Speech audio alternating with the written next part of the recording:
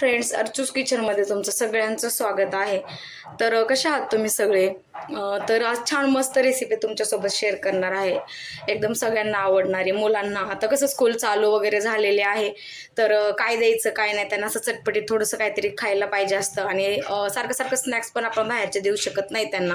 त्याच्यामुळे एक छान मस्त मुलांना आवडणारी रेसिपी तुमच्यासोबत शेअर करणार आहे. तर रेसिपीचं नाव आहे मुगाच्या डाळीच्या मूग डाळ मसाला शंकरपाळी मस्त अशा. तर साहित्य पाहूयात. इथं मी एक वाटी मूग डाळ जी आहे 2 तास भिजून ठेवलेली आहे छान अशी.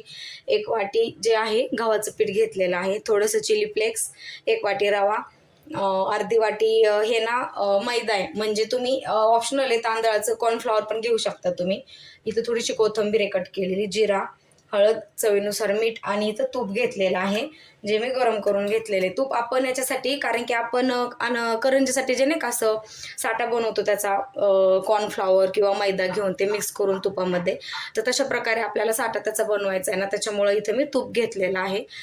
असोयात तर छान. आता मस्त आपण काय करूयात, सर्वप्रथम आपण ही जी डाळ जी आहे ना मस्त अशी, हिला छान असं बारीक वाटून घेणार आहोत. त्याच्यानंतर आपण नेक्स्ट प्रोसेस पाहूयात. तर फ्रेंड्स पाहू शकता, खूप छान बारीक अशा पद्धतीने मी याला म्हणजे छान असं बारीक करून घेतलेलं आहे. तर पाणी टाकायची गरज नाहीये लगेच, कारण की ऑलरेडी हे पातळ असतं. त्याच्यामुळे आता आपण काय करूयात, हे मस्त असं मळून घेणार आहोत. तर आपण आता छान मळून घेऊयात. तर मी इथं गव्हाचं पीठ घेतलेलं आहे, मैदा घेतलेला नाहीये.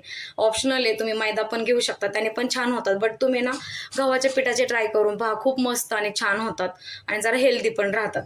तर चला आपण आता छान असे पीठ जे आहे मळून घेऊ. याच्यामध्ये मी आता पीठ टाकलेलं आहे,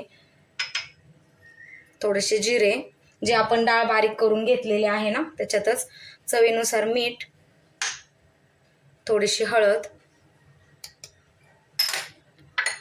चिली फ्लेक्स. कारण कसं आहे ना, थोडंसं तिखट पाहिजे असं टेस्ट यायला हवी ना, त्याच्यामुळे जास्त असं काही टाकायचं नाहीये. छान असा 1 वाटी घेतलेला रवा जो आहे तो, आणि नॉर्मलशी थोडीशी अशी कट करून घेतलेली कोथिंबीर. जास्त वेळ तर राहत नाही, एवढं छान बनतात ते. तुम्ही मस्त एकदा नक्की ही रेसिपी ट्राय करून पहा, खूप वेगळी आहे ही. तर चला छान असं आपण ना ह्याला एकजीव करून मस्त.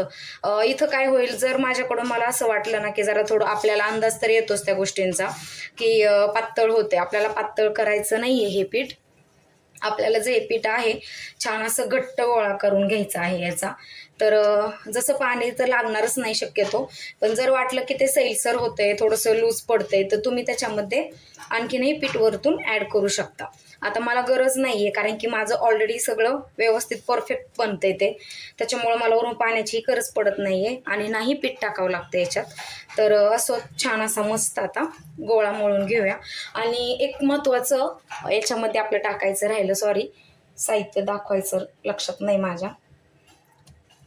व्हाईट तीळ जे असतात ना ते पण टाकायचे, त्याने पण असं खूप मस्त वरती छान असं वाटतं ते. छान असे व्हाईट तीळ ॲड केलेले आहेत मी, पांढरे तीळ जे बोलतो आपण ते. आता मी छान असे हे मळून घेते. तर फ्रेंड्स छान असं आपले मळून झालेले तुम्ही पाहू शकता. आता याला एक लास्ट टचअपमध्ये ना थोडंसं तेल टाकून आपण मळून घेऊयात. याच्यावरती मी तेल टाकलेलं आहे. एकदा परत एकदा तेल टाकल्यानंतर थोडासा हा गोळा जो आहे त्याला छान असं एकजीव करून घेऊया. आणि आपण याच्यामध्ये रवा टाकलेला आहे ना, त्याच्यामुळे तो खूप छान असा क्रिस्पी बनतात, टेस्ट वेगळी येते. तर अशा प्रकारे गोळा मळून घ्यायचा, जास्त घट्टही नाही, जास्त सैलसैल पण नाही करायचा. आता आपण याला एक 10 मिनटं मस्त असं भिजून देऊयात ह्या गोळ्याला, आणि मग आपण शंकरपाळ्या करायला सुरुवात करूया. तर फ्रेंड्स आता आपण छान अशी लाटी लाटून घेणार आहोत. तर गव्हाच्या पिठामध्येच मी त्याला छान असं हे करून घेतलेलं आहे पिठाला, ते चिटकू नये म्हणून. तर खूप छान पातळ अशी लाटी आपल्याला लाटायची आहे. छान अशी मस्त पातळ मस्त अशी लाटी लाटून घेऊया. पाहिलं तुम्ही किती मस्त पीठ तयार झालेलं आहे आपलं ना. तर हे पहा, अशा प्रकारे एकदम छान अशा पातळ लाटून घ्यायची. आता काय करायचं माहिती आहे का, आपण जे बोललो होतो ना तूप आणि मैदा, तर काय करायचं, मी आता काय करणार आहे, थोडंसं ह्याला ना अगोदर थोडं तूप लावून घेणार ह्या लाटीला. ते तुम्ही एकत्र पण करू शकता, असं नाहीये की अशा प्रकारे लावा. ही वेगळी पद्धतीने मी लावतीये. छान असं याला तूप सगळीकडून लावून घ्यायचं. जास्तही लावायचं नाही, समप्रमाणात लावायचं, कारण की जास्त जर तूप झालं तर मग तेल खूप पितं.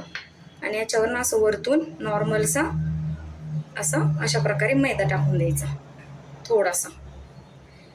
तुम्ही याला तांदळाचं पीठ पण घेऊ शकता, किंवा आपण जे कॉर्नफ्लॉवर यूज करतो ते सेम आपण नाही का करंज्यासाठी, पुड्याच्या करंज्यासाठी जे बनवतो ना तशा प्रकारे. तर आता ह्या लाटेला काय करायचं, अशा प्रकारे फोल्ड करायचं असं या साईडनं, आणि आता या साईडनं ती लाटी अशा प्रकारे बनेल. तर याला मी आता पुन्हा एकदा गव्हाच्या पिठामध्ये थोडंसं डिप करून घेते आणि आपण आता ही लाटी लाटणार आहोत. हिला लाटायचं पण ते पण एकदम छान पातळ. आता ही लाटी जी आहे ती गोल येणार नाहीये, ही स्क्वेअरमध्ये येईल, पण तरी पण तिला आपण छान असं पातळच लाटणार आहोत.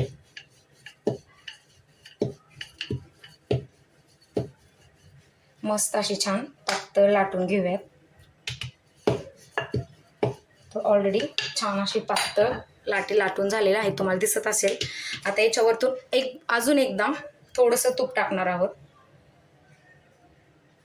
सेम प्रोसेस तुम्ही 1 टाइम करू शकता, 2 टाइम करू शकता, कारण काय होतं जेवढं जास्त तुम्ही करताल ना तेवढं छान अशा पाऱ्या सुटतात. आणि आपल्याला तेच इम्पॉर्टंट आहे, आपल्याला पाऱ्या जास्त सुटल्या पाहिजेत त्याला. तूप झाल्यानंतर याच्यावर मस्त असा नॉर्मलसा मैदा ॲड केलेला आहे मी, त्याला पण असं छान प्रेस करून घ्यायचं. आता पुन्हा अशा प्रकारे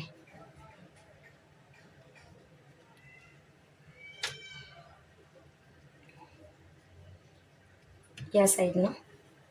आता याला लास्ट एक छान असं लाटून घेऊयात, पातळ अशी. खूप सिंपल आणि छान आहे, जास्त काही नाही. आणि काय होतं ना, मुलांना खूप आवडलं जाईल. मुलांनाच नाही, घरात मोठे असो छोटे असो सगळ्यांना आवडणार आहे. वेगळा पदार्थ आहे हा. शंकरपाळीत आपण मैद्याची सगळेच खातो, ती गोड राहते, पण ह्या वेगळ्या प्रकारच्या आहेत.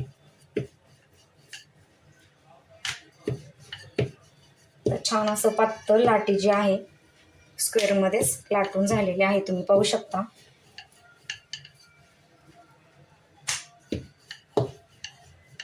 आता याला अशा प्रकारे फोल्ड करून घ्यायचं, हे असं, आणि याला थोडंसं दाबून घेऊया.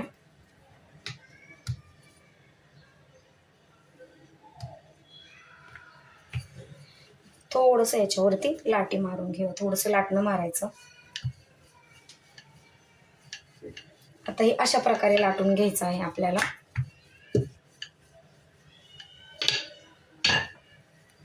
परफेक्ट. तर ही तयार आहे. आता ह्याला आपण कट करून घेऊया. मी या शेपमध्ये अशा कट करतेय, तुम्ही पण अशाच कट करा. छोट्या छोट्या साईजमध्ये कट करून घ्यायच्या अशा प्रकारे. तर छान अशा कट करून घेऊया.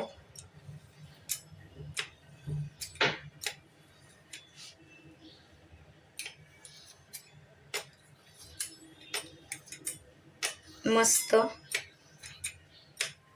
तर छान अशा आपल्या ह्या कट झालेले आहेत. आता याला आपण मस्त असं छान तळून घेऊयात. तर फ्रेंड्स तुम्ही पाहू शकता, ऑलरेडी तेल मी गरम करायला ठेवलेलं आहे छान असं. लोखंडी कढई शक्यतो मी तळत असते, कारण की तोच छान फायद्याचं राहतं बाकीच्या कम्पेअर.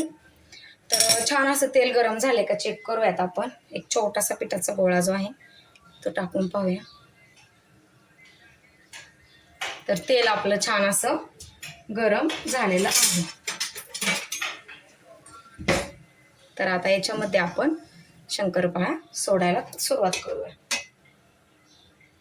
जास्त गरम नाही, आणि छान असं मंद आचेवरती आपण तळून घेणार आहोत. आणि 1 बाय 1 सोडायचं, एकदम टाकायच्या नाही आहेत आपल्याला, कारण की खूप थोड्या थोड्या करून सोडायच्या आहेत त्या,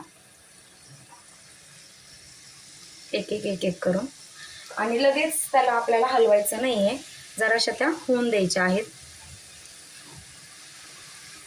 मस्त ना, कशा छान येत आहेत वरती त्या तळून,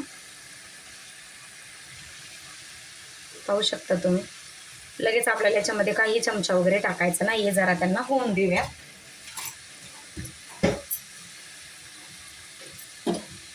झालं, आता ह्यांना हलवूया.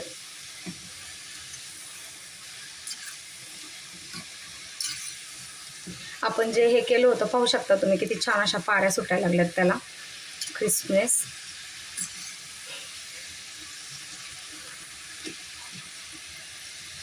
हे पाहू शकता, हे पहा, अजून तर तुम्हाला दिसणार नाही पण खूप परफेक्ट आणि मस्त बनतात त्या.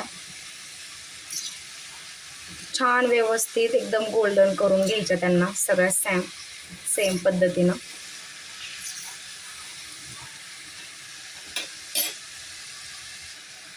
वाव, पाहू शकता तुम्ही किती मस्त आणि क्रिस्पी एकदम छान तयार झालेल्या आहेत आपल्या शंकरपाळी. तर याला आता आपण काढून घेऊयात.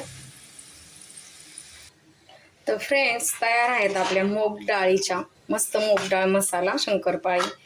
छान अशा मस्त आवाज येतोय, पाहिलं तुम्ही, एकदम छान क्रिस्पी मस्त परफेक्ट झालेल्या आहेत. तुम्ही पाहू शकता किती छान वगैरे दिसायला पण झालेल्या आहेत. तुम्हाला जर माझी रेसिपी आवडली असेल तर प्लीज माझ्या चॅनलला लाईक, शेअर आणि सबस्क्राईब करायला विसरू नका. पुन्हा एक छान नवीन रेसिपी तुमच्यासोबत नक्की शेअर करेल. तर भेटूयात पुन्हा. थँक्यू.